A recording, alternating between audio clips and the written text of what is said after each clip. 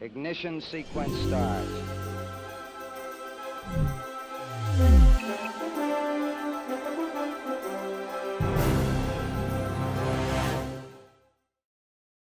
Good morning. You're getting a view of the activity inside the International Space Station Flight Control Room at NASA's Johnson Space Center in Houston. Here we have the Orbit 2 team of flight controllers monitoring the operation of the station and working with the Expedition 63 crew members as they power through the rest of their tasks for the week. Commander Chris Cassidy and his crewmates, flight engineers Anatoly Ivanishyn and Ivan Wagner, are just a few hours away from a regular weekend of exercise, house cleaning, and some off-duty time. Well deserved after another full week of science and maintenance that keeps their home on orbit flying smoothly. Houston Station on Space to Ground. Welcome to Space to Ground. I'm Isidro Reyna. This week, the science continues on board the International Space Station. The Expedition 63 crew tended to a variety of science hardware, servicing the gear and updating software that operates the advanced research devices. A trio of science facilities supporting physics and biology investigations received hands-on attention. Commander Chris Cassidy connected a laptop computer to the electrostatic levitation furnace and updated the software that runs the extreme temperature research device. The veteran NASA astronaut also set up the confocal space microscope, which observes cellular and tissue functions using fluorescence and spatial filtering techniques. Cassidy also replaced filters inside the life science glove box, which enables two crew members to conduct biology and technology research at the same time. We're less than 2 weeks away from launching the next Northrop Grumman Cygnus spacecraft to the International Space Station. The spacecraft is named the SS Kalpana Chawla in honor of the first woman of Indian descent to go to space. In November 1996, Kalpana was assigned as a mission specialist and prime robotic arm operator on STS-87. Kalpana flew on STS-87 in 1997 and STS-107 in 2003, logging a total of 30 days, 14 hours, and 54 minutes in space. The STS-107 mission ended tragically on February 1, 2003, when Space Shuttle Columbia and her crew perished during re-entry. The SS Kalpana Chawla, named for the late astronaut, will launch from NASA's Wallops Flight Facility in Virginia in the evening of Tuesday, September 29th. For almost 20 years, astronauts have lived and worked on board the International Space Station, testing technologies, performing science, and developing the skills needed to explore farther from Earth as NASA prepares to send the first woman and next man to the surface of the Moon by 2024. Each month during the 2020 through 2021 school year, NASA's Office of STEM Engagement is providing educators with readily available lesson plans, activities, and information on space station science experiments, and other resources to excite the Artemis generation of explorers. All of this information is accessible at nasa.gov/STEM/ISS20. Keep sending in your questions using the hashtag AskNASA. We'll see you next week.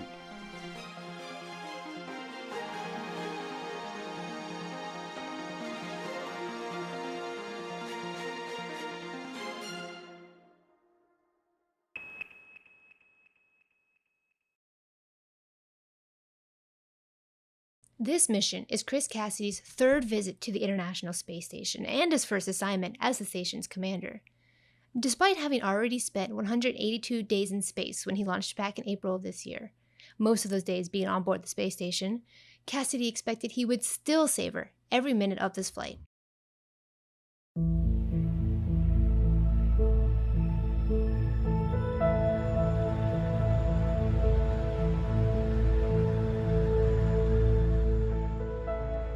The space station is much bigger than people think.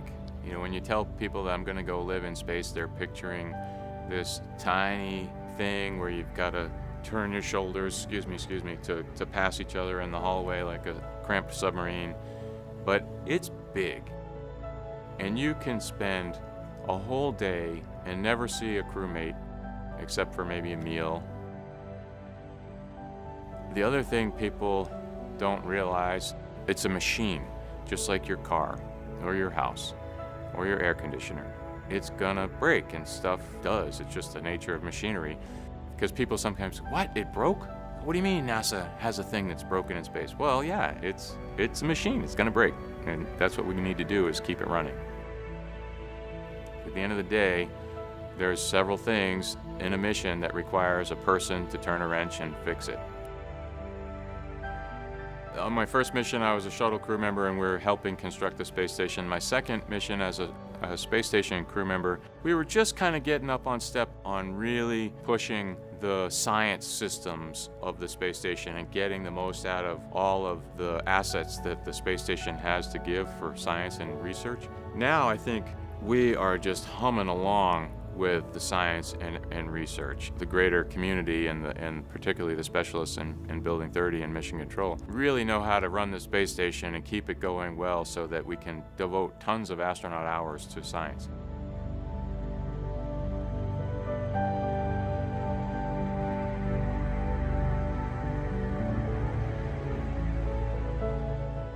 That anniversary is kind of special to me in the sense that Bill Shepard was the commander of Expedition 1, United States Navy SEAL, and I will be the commander of Expedition 63, 20 years later, a United States Navy SEAL. So there's been 3 of us, Shep, myself, and now Johnny Kim, who have come from the SEAL community to be astronauts, and I think it's really pretty cool that there's the bookends of the 20 years of station will be commanded by Shep and myself.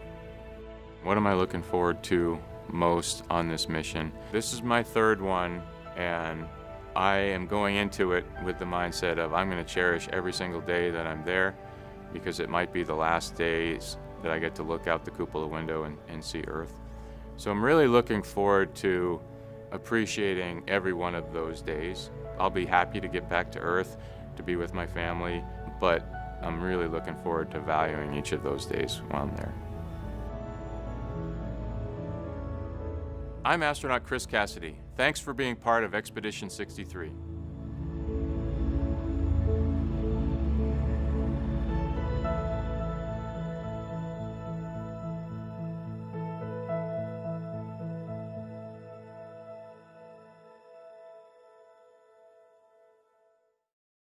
In addition to performing the research, International Space Station crew members like NASA astronaut Chris Cassidy often become the research as scientists study how being in space impacts human health. That includes studying how the crew members establish a routine for sleep, which is a key to their functioning to the best of their ability, and something all of us here on Earth can relate to too. In this demonstration video, astronaut Ricky Arnold talks about some of the challenges with sleeping in space, and he shows us how the astronauts overcome them.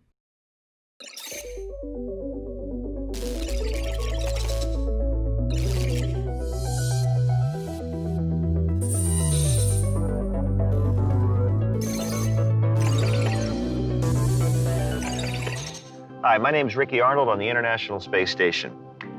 We get asked a lot, how do we sleep in space? And it's a great question because we all know how important a good night's sleep is. If you're not getting a good night's sleep, you can count on reduced cognitive function, poorer reaction times, and maybe just being a little grumpy. And up here in space, just like on Earth, those are things we all want to avoid. So, we go around the Earth about every 90 minutes, which means we get 16 sunrises and sunsets a day. So how we sleep is a really good question, because the sun's always getting ready to come up or it's getting ready to set, and we use those cues on Earth to let us know when it's time to begin our day and when it's time to end our day. Ricky is talking about circadian rhythm. It's the body's natural regulator for sleep and wake cycles based on a 24-hour schedule. Those 16 sunrises and sunsets he mentioned can cause circadian misalignment and sleep deficiencies during long-duration spaceflight. The hazards of lost sleep can range from poor attention at school to on-the-job errors to long-term sleep loss, even chronic disease. Sleep is super important. Hey Ricky, what are you doing on the space station to get some sleep? Well, here in space, we kind of have to do it artificially. So we have these nice crew quarters. It's about the size of a refrigerator. It's very quiet. The space station can be a little noisy, but it's very quiet in here. And we can control light with a light switch. If we are just middle of the day, we have a light like you're seeing right now, which is just this kind of standard lighting. It's getting close to the end of the evening. You want to dim the light a little bit, kind of for the end of the evening. Or if you're going to be up late, you need to keep awake, we have a really bright light setting. The other thing we have is off. You see how dark it got. Another challenge sleeping on the International Space Station, sleeping in microgravity is really nice because you can just float and stretch out and it's really comfortable. The problem is with the air currents in the International Space Station, you could very well float into a piece of hardware and hit your head, or worse yet, even break something. So we got our sleeping bag here, just almost like a sleeping bag on Earth. But as you can see, we have bungee cords that help hold us up against the wall, so I almost sleep standing up. And also, I do have a pillow. It's just a bag full of clothes, but I actually keep it up on the top of my head because I'm a little tall. In the crew quarters, I tend to hit my head on the ceiling when I'm sleeping. So I got my sleeping bag here. I got my bungee cords to hold me in. And then when it's time to go to bed, it's quite easy. Just unzip the sleeping bag, climb on under the bungee cord, climb into the sleeping bag, make sure you're nice and secure, zip yourself up, plan on getting a good night's sleep so I have good reaction times, my cognitive ability is what it should be, and that I'm not grumpy in the morning. So with that, I'm all set. Good night from the ISS.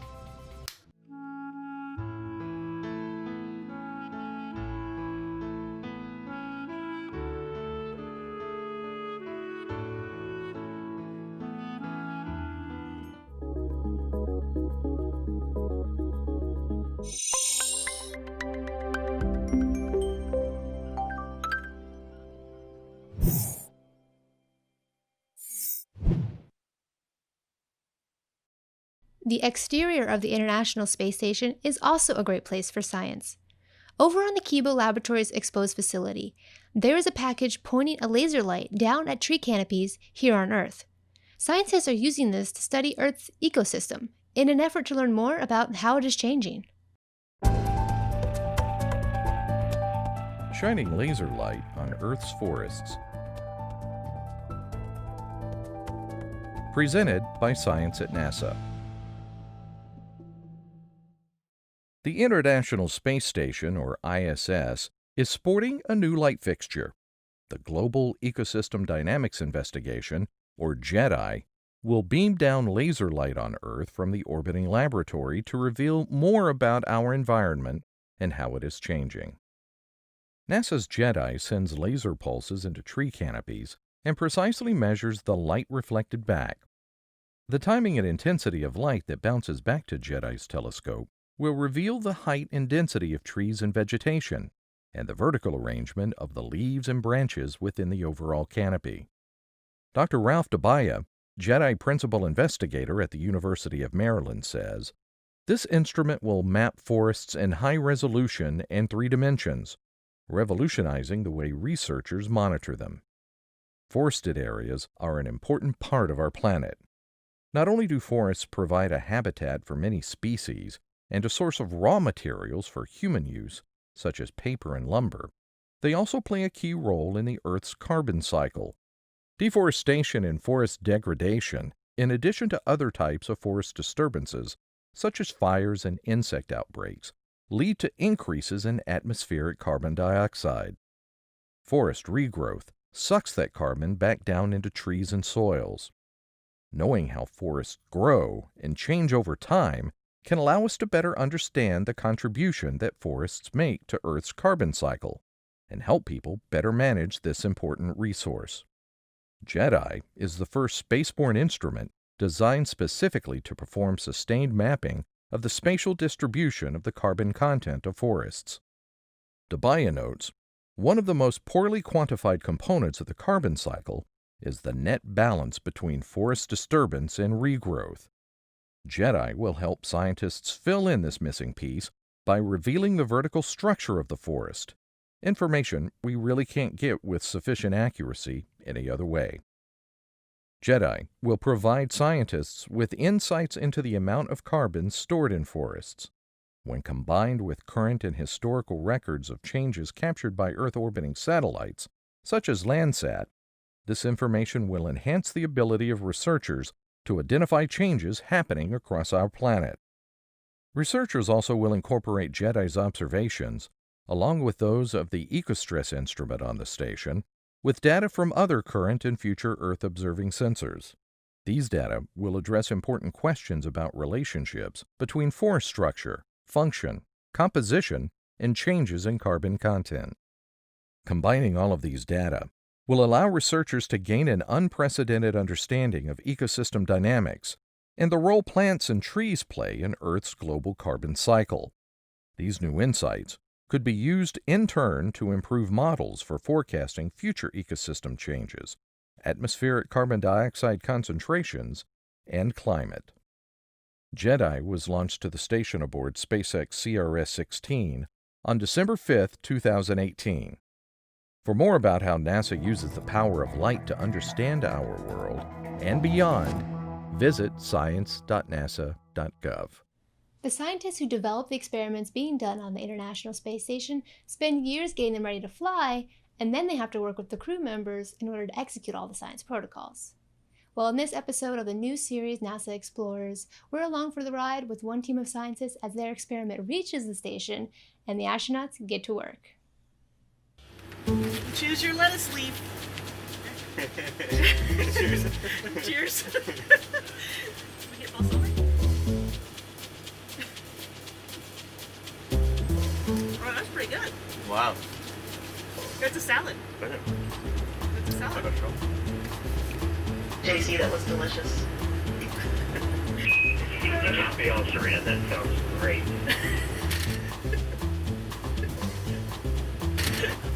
Well, when you haven't had a salad in 6 months, it's delicious.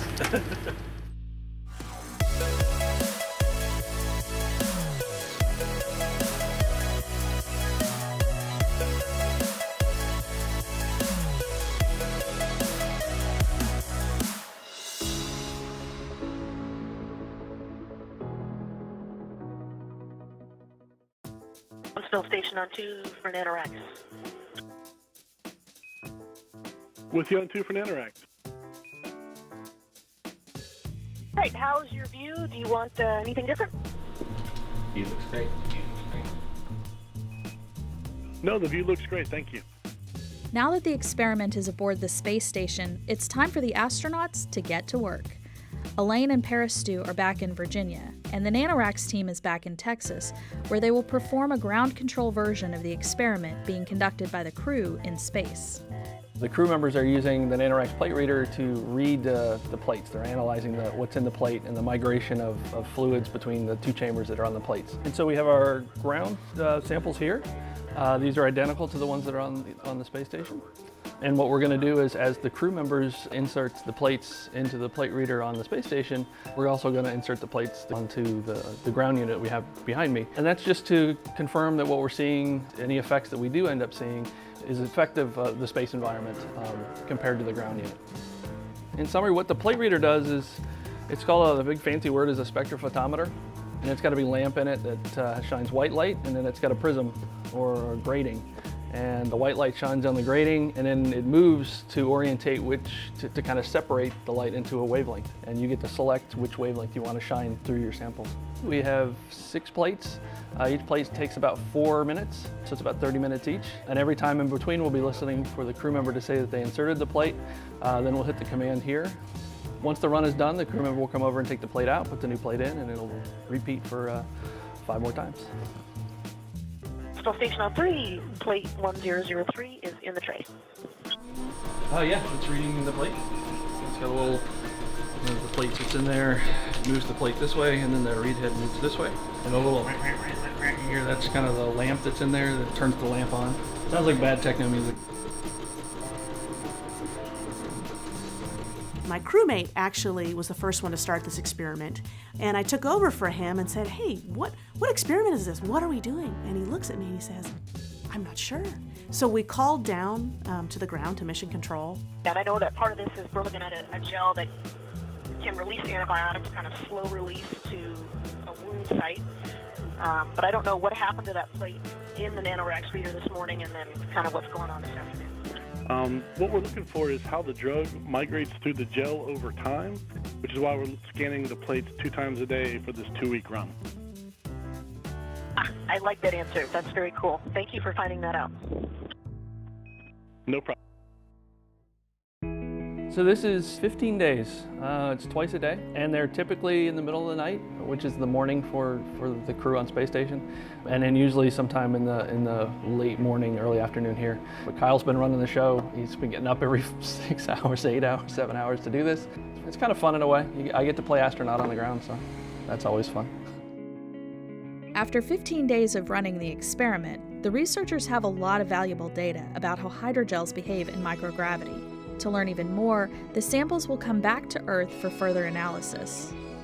For the last leg of their journey, the samples will return to Earth in the same Dragon capsule that gave them a ride to microgravity. After Dragon splashes down in the Pacific Ocean, it's taken to the port of Long Beach, where NASA will be ready to retrieve the precious cargo. Splashdown for Dragon was on Sunday, I believe. And so NASA has a group called Cold Stowage and Cargo Manifest, and they go out and pick up the payloads from Dragon. And then they distribute it to people at LA or whoever needs them there, and then they bring them also here to Johnson Space Center. And so now I'm out front at the Cold Stow office, and I just picked up Module 74, which is our Tympanogen project. And they hand it to me, and I put it in my cooler, and then I drive it over to our office, where it's going to sit until we fly up to the Tympanogen office in Richmond, Virginia, to do the final phase of the experiment, which is removing the samples out of the reactor microplates. We're really proud to take part in this really interesting experiment. When we first got our gels back, it was already exciting because space never loses its cool, and so we had these places where, oh my god, these are what the astronauts touched.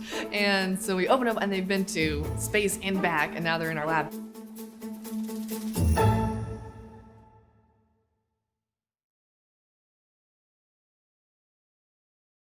As you can imagine, performing research on the ground can be very different than performing it in space.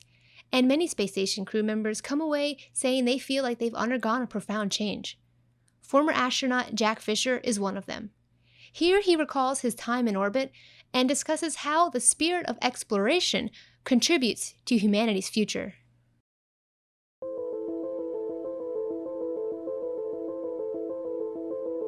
The bug for space really bit me when I came down to visit my grandpa down here in Houston. So I saw the big old Saturn V rocket sitting on its belly out there and just thought, man, if humanity can do something this amazing, this awesome, I want to be a part of it. And I just fell more in love with the idea of space and being a part of something bigger than myself.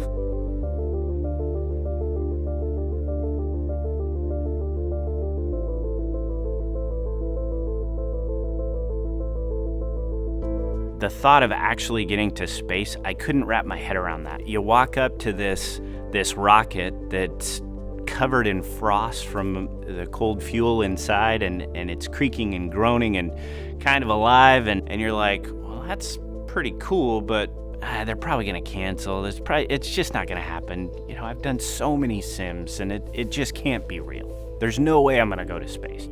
But then when no kidding, it lights off and you feel the rumble, and then you start to move, and that kind of just constant smooth acceleration, pulling you back in the seat. Everything comes to life on the panels. You see all the things that you've seen 100 times in sims.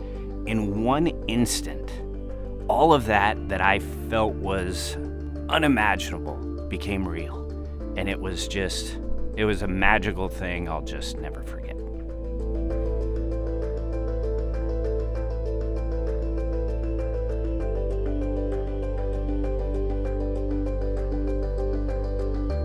You know, we're scientists and engineers and pilots and doctors. We're not poets, but we sure try to be, because you want to share as best you can the experience that you've seen and felt. I think I told my wife once I got on board that I thought it was It's a burrito of awesomeness smothered in awesome sauce, baby. It's so beautiful. It was just the beauty of being there yourself with your own eyes and seeing it.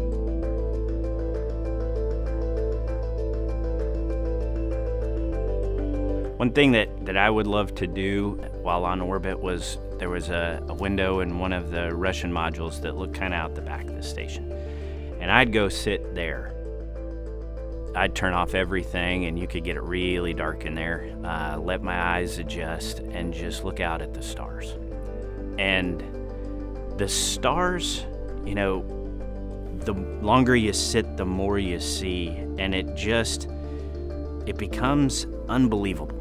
The number, the just billions of stars, the Magellanic Clouds, the galaxies that you can see with your naked eye. And they don't twinkle. They just stare at you. They dare you to come and to explore. It lights a fire inside your soul that is unlike anything I ever experienced before or since. And it's why you see astronauts, you know, they say 560, 580, I don't know how many people have gone to space. They're all the same. They all have that bug. And they all want to do everything in their power after experiencing that to make sure that humanity reaches its potential, that we get there, that we don't just see the stars, that we explore them, that we live there, that we grow into what we can be. And you're reminded of the incredible potential that we have as humans when we put everything else aside and just work together. And you feel a part of that, looking out the cupola and just being a part of thousands of people from across this globe that have put together this just palace in the sky for us to discover and learn and grow. It showed me the potential of what humanity can be when you work together as one team. It inspired me to do everything I can in my power for the rest of my life to enable humanity to evolve, to get there, to those stars that were staring straight in my face and daring us to come get them. That is something that you can never quench. It's been a couple years since I flew, and that fire still burns just as strong today as it will when I die.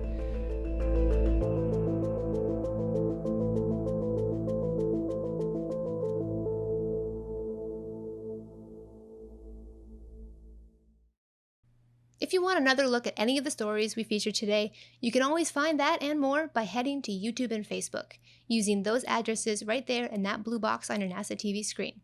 And while you're there, feel free to check out all the other cool stuff available about NASA and America's human spaceflight program. When you're interested in good conversation about human spaceflight and exploration, the place to go is Houston We Have a Podcast.